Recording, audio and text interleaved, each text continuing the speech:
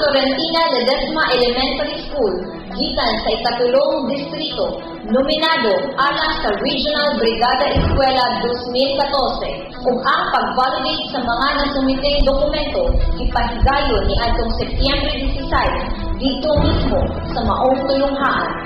Ang validating team nga ning-evaluate sa katinuod sa mga gipadala nga mga papeles o dokumentos gipanguluhan ni Dr. Eden Dariada, ang Chief sa Educational Support Service Division, Department of Education, Region 6. Uban kaniya mausab ang mga miyembro sa validating team nga mao sila si Susan Severino sa Human Resource Department, Donald Hinene ug Sonia Herezo sa Curriculum and Learning Management Division ug Estrella Mago sa Quality Assurance and Accountability Division.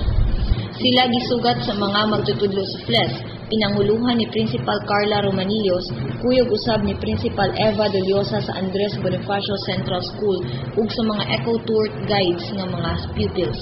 Sa paglibot sa mga validators na hinabit ni Dr. Dariada, ang pundok sa mga inahan dito sa eco-shed area nga naghulat sa ilang mga anak.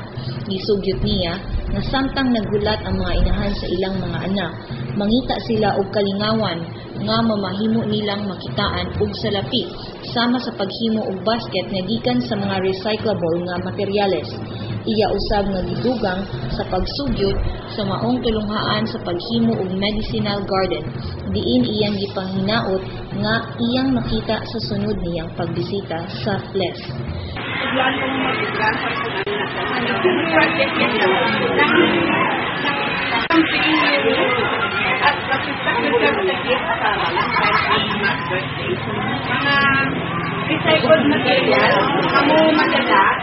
Sa pakikinabi ni Dr. Dariada uban sa Dateline News Gathering Team, siya mibutrag nga ang Florentina Elementary School miguwang usa sa top 5 sa 18 ka division sa Region 6 ug ilang gi-validate ang ranking niining 5 ka mga eskwelahan. Kung pananglitan mo buwang top 1 ng FLES, kini mao'y mo representar sa national level dito sa kauluhan ug ang pasidungog niini pagahimuon karong umaabot bulan sa Nobyembre karong tuiga. FLES came out to be stuck in the top 5 among the 13 entries for the search for Brigada Eskwela 2014. And so, definitely, FLES is one of the regional awardees. However, we would like to find out whether among the top 5, we will get the number 1, the top ranked 1 to take 1-5. And definitely, if FLES will make it to the top, it will be an entry for the national level search for Brigada Eskwela. The awarding is in November 24. Si Principal Romanillos usab mitugan nga ang ilang eskwelahan mahimong first runner-up sa miaging tuig ug siya nang hinaot na karong tuiga unta makuha na nila ang top 1.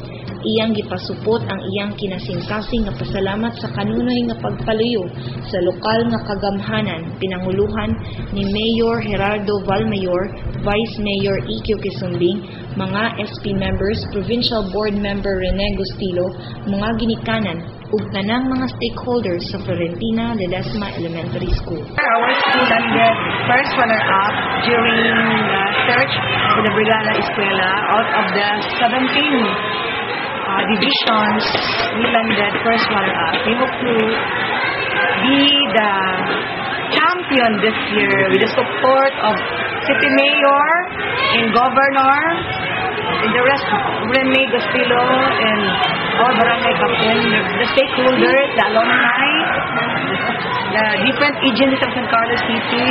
Thank you very much for all your support. I hope we can make it this time. Champion, entry to national level.